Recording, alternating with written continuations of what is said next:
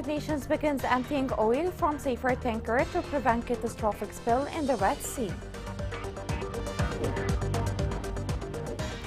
International organizations support declaration of justice and reconciliation in Yemen.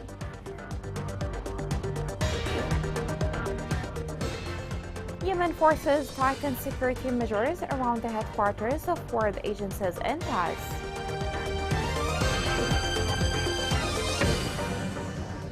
Welcome to Yemen Today TV. This is the English news with me, Roshan Fuad. The United Nations began the high-stakes process of emptying oil from the safer tanker yesterday. This move has been widely welcomed by world countries as an important step to prevent catastrophic spill in the Red Sea. The Fong report has more details. The beginning of the diffusing operation for Safer Tanker was declared by the UN Secretary General. 1 million barrels of oil from the FSO Safer Tanker are currently being transferred to a new vessel in the Red Sea off of the coast of the war-torn Yemen, according to Guterres. The report indicated that the oil will be pumped from the abandoned supertanker to the Nautica over the course of the next 3 weeks, if everything goes according to plan. The UN Secretary General described the oil transfer effort as the critical next step in avoiding an environmental and humanitarian catastrophe. A complex maritime salvage effort is now underway in the Red Sea off the coast of war-torn Yemen to transfer 1 million barrels of oil from the decaying FSO Safar to a replacement vessel. In the absence of anyone else willing or able to perform this task, the United Nations stepped up and assumed the risk to conduct this very delicate operation.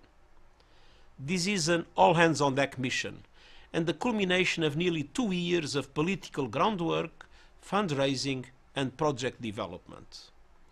The ship-to-ship transfer of oil, which has started today, is the critical next step in avoiding an environmental and humanitarian catastrophe on a colossal scale. The vessel may have exploded or broken apart if no action was taken. In addition, fishing communities would be destroyed, hundreds of thousands of jobs would be lost overnight, and toxins would be released into entire towns. Furthermore, major ports such as Hodeidah and Salif would be forced to shut down. Also, food, fuel, and life-saving supplies would be halted for millions of people. The 47-year-old supertanker has remained moored around 5 miles southwest of Yemen's Ras Isa Peninsula on the country's west coast. The vessel's maintenance came to a standstill in 2015 due to the continuing conflict in Yemen. As a result, it has degraded to the point that it can no longer be repaired. David Gressley, UN resident and humanitarian coordinator in Yemen, said in a press conference that the operation is expected to take up to 19 days. I have to say, since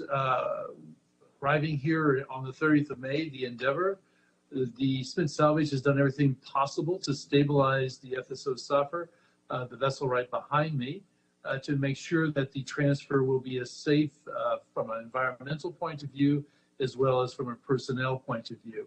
We're working very closely with local authorities as well, who are providing support on the FSO Safar to the operation. There's a good coordination going on between those on the FSO Safar and the other vessels in the operation. So we're very pleased how that has progressed. As you know, there's over 1 million barrels of oil on board, so this is going to take some time to finish.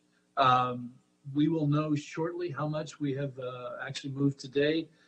They're actually taking the sounding readings as we speak to see what quantity was moved.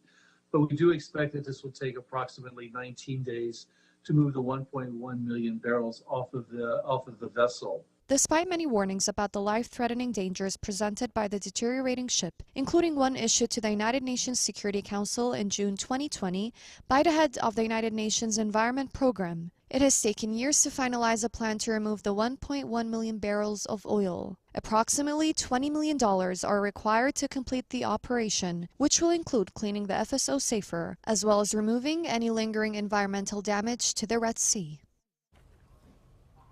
More than 30 international organizations welcomed the Declaration of Justice and Reconciliation in Yemen. This declaration represents a joint commitment for achieving transitional justice, which is a key factor for any political settlement in future. The Fong report has more details. Over 40 civil society organizations, victims and survivor associations from Yemen launched the Yemen Declaration for Justice and Reconciliation, in which they set forth their common vision for achieving justice and reconciliation in post-conflict Yemen. The undersigned organizations collectively endorsed the declaration as a critical document in achieving a peaceful future for Yemen and call on Yemeni authorities, all parties to the conflict, the United Nations, including the Office of the Special Envoy of the UN Secretary General for Yemen and the wider international community, to address the demands made in the declaration and push for post-conflict justice that is inclusive, victim-centered, and includes accountability, reparations, and redress. The declaration emphasizes the need for a post-conflict justice process to actively and adequately address the grievances of the Yemeni people and to center justice and reconciliation. Though justice and reconciliation are essential elements to achieving an inclusive, sustainable peace in Yemen, efforts regionally and internationally to bring an end to the conflict have not sufficiently included or addressed issues of justice and reconciliation. Throughout the nearly 9-year conflict in Yemen, parties to the conflict have committed widespread violations of international humanitarian law and international human rights law, causing extensive civilian harm. Some of the criticisms the declaration highlighted including the parties to the conflict's responsibility for indiscriminate attacks, the use of torture, enforced disappearance, and arbitrary detention. Thus far, none of these have been sufficiently addressed by parties to the conflict or by the international community. The declaration seeks to help fill the ongoing gap in addressing these grievances by identifying a set of principles to guide the post-conflict justice process, including inclusivity, a victim-centered approach, gender equality, truth and accountability. These guiding principles and the declaration as a whole serve as a starting point for a comprehensive post-conflict transitional justice roadmap for Yemen. هدنة السلام. هل للحرب والصراع نهاية؟ تعذر نشر السلام للأطفال بعد الأسايا. تعد أطفالا يتباهون بتحقيق أحلام، تؤمن مستقبلا مجهول المصير والخفايا، تهدئ من روع أطفال شهدوا على الضحايا. هل للسلام والحرية وصولا؟ تداوي ألم العيون بعد الجروح، تهدئ من روع قلب ألف الصراع، تزرع الطمأنينة في روح نسيت معنى السكون. سلام على شعب لم يستسلموا رغم الأسى، سلام على السلام الذي يحمله أطفال تمسكوا به وسط أعاصير ولم يفلتوا. Yemeni forces in Taiz have tightened security measures around the headquarters of world aid agencies working in the city. This followed the assassination of the UN staff Muayyad Mohammadi last week. This report has more details. The investigations of murdering a local office head of the United Nations World Food Programme WFP in Taiz, Muayyad Ahmadi, by unknown assailants are still ongoing. According to Yemen's Interior Ministry, Yemen police have arrested 21 suspects. Ahmadi was shot dead in At-Turba. The Interior Ministry said that Yemen police made the nearly 24 arrests over a 24-hour period. Yemeni authorities in Taiz and nearby regions have increased security around foreign organizations' headquarters and authorized a ban on carrying firearms. Taiz Governor Nabil Shamsan and members of the Security Committee gathered in the southern Taiz countryside and authorized the strengthened measures and weapons restrictions according to the official sources. They decided to increase security checks at city entrances and exits to assist enhanced security measures even further. The officials talked about Ahmadi's death and the latest developments in the inquiry. Later, the Taiz governor met with the UN resident and humanitarian coordinator for Yemen, David Cresley, to try to control the consequences from the killing and reassure assistance organizations about their work in Yemen. He was informed on the security measures put in place by the police and security services to apprehend the suspects, which revealed that 20 persons had been detained in connection with the crime. Shamsan informed Gressly that local authorities are eager to include UN investigators in the investigation and would keep them updated on the latest findings until the criminals are apprehended. He hoped that the assassination would not have an impact on humanitarian operations in Taiz. Gressly emphasized the need of strengthening security measures and preventing similar instances that may jeopardize humanitarian operations and assistance delivery. Meanwhile, the family of the main suspect in the murder, Ahmed Yusuf Al-Sara, has detained any participation in the crime. They claim to have evidence that he was in Al-Fiyush area in Lahj Gabarat at the time of the incident. Hamedi was a Jordanian national and had recently arrived in Yemen to assume a new job as head of the agency's office in Taz. He came under fire on Friday afternoon, and the identity of the assailants is not yet known. A 10-year-old child was killed by Houthi drone strike on populated areas south of Hodeidah. Local sources reported that Houthi drones targeted populated areas in Dubas area, northwest of Hais, killing the child and causing fear and panic among the local residents.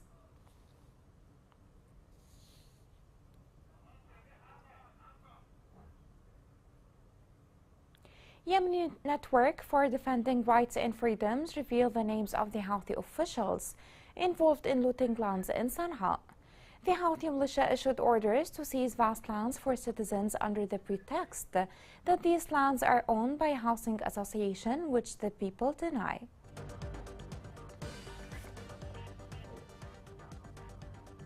Coming next.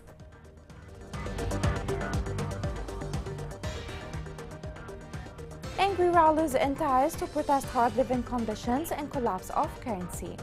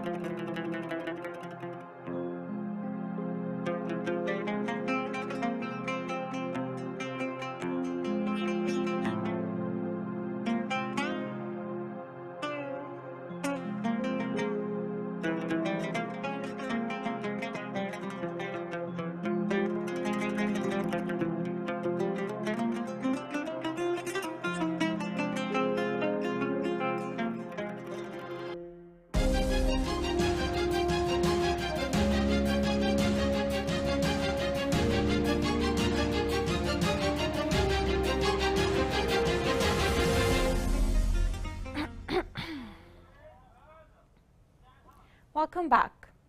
In Taiz, many citizens staged a protest in front of the Square of Rights and Freedoms, denouncing collapse of the national currency and hard living conditions. In the vigil, protesters denounced the government's silence in the face of real collapse, calling on the government to take immediate actions to stop such a collapse. خرجنا اليوم لتشكيل نواة للقيام بثورة ضد الفساد. We went to the streets to spark flame for a revolution against the corruption and policy of starvation followed by the government. How can I teach the children of the traders and the officials who ransack the revenues of the state, and my own children have no money to pay for transportation to the school? We appeal for international agencies to stop this nonsense, and we call upon the government to stop corruption and looting of the revenues. We call on for alleviating the suffering of the people, provision of services, handing over corrupt officials to justice. خرجنا اليوم في وقفة احتجاجية من قبل الموظفين والمواطنين.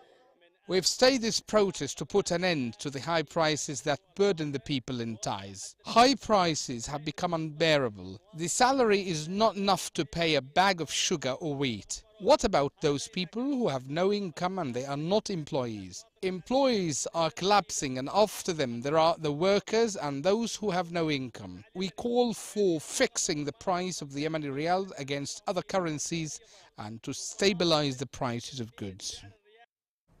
University's professors in Sana'a University began a comprehensive strike over confiscated salaries by the Houthis for 8 years. Academic sources stated that professors and employees of universities, community colleges, and technical and vocational institutes gave the Houthi militia a month deadline to resolve the issue of paying their salaries.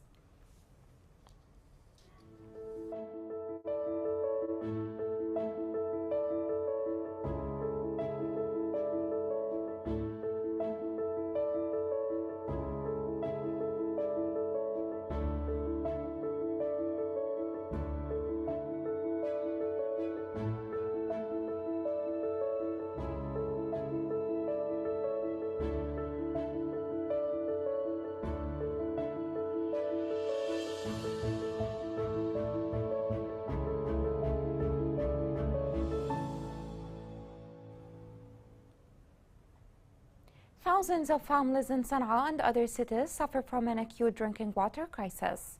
Residents said that they are unable to provide drinking water for their families as a result of the deteriorating conditions and the high prices.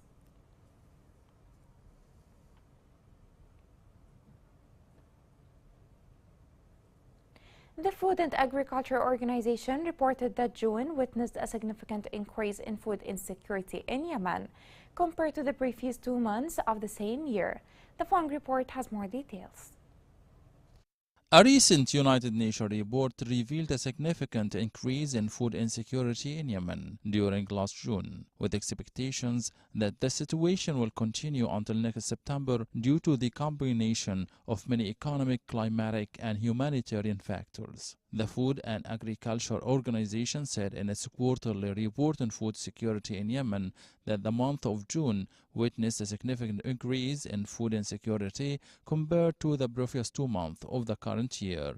The report added that the seasonal deterioration coincided with the advent of the dry season, and expectations indicate that the food security situation will continue to deteriorate during the period from July to early September, driven by expected increases in food prices, weak purchasing power, the effects of recent floods, and the continuation of conflict, in addition to a decrease in humanitarian food aid.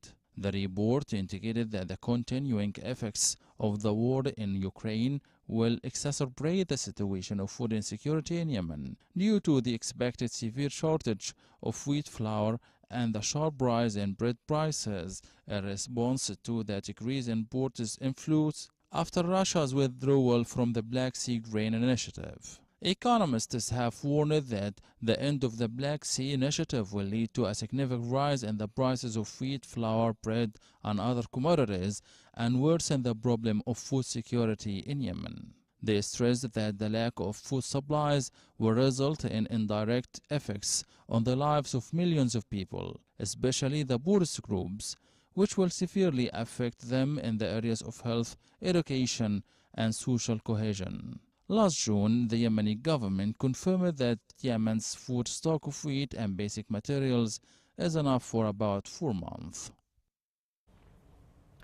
The Short Films Festival opened in Mukalla today, featuring 7 international movies and 25 others made by young Yemeni artists. The event is due for 3 days in coordination between Madarat Cultural Organization and the U.S. Embassy in Yemen. I'm Stephen Fagan, the U.S. Ambassador to Yemen. I'm pleased to welcome you to the Abwab Film Festival and Competition. I want to thank our partners at Madarat Cultural Organization for organizing this very special event that showcases the work of emerging Yemeni filmmakers and American documentary filmmakers. The U.S. Embassy to Yemen is honored to support this unique initiative. I also want to thank our partners at the American Film Showcase, based at the University of Southern California, for making available the American films that will be screened at this festival. I want to particularly thank the 3 judges who participated in the film contest, which is part of this festival. Mark Harris of the University of Southern California, Craig Caton-Largent of the New York Film Academy, and Jonathan Whitaker, also of the New York Film Academy. Their invaluable contributions will ensure that these talented Yemeni filmmakers will get recognition for their remarkable works in the categories of documentary, narrative, and animation.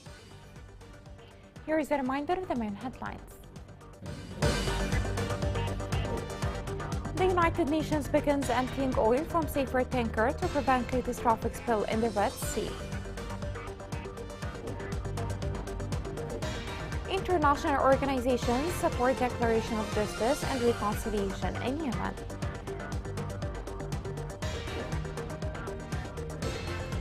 Yemen forces tighten security measures around headquarters of world agencies in Taiz.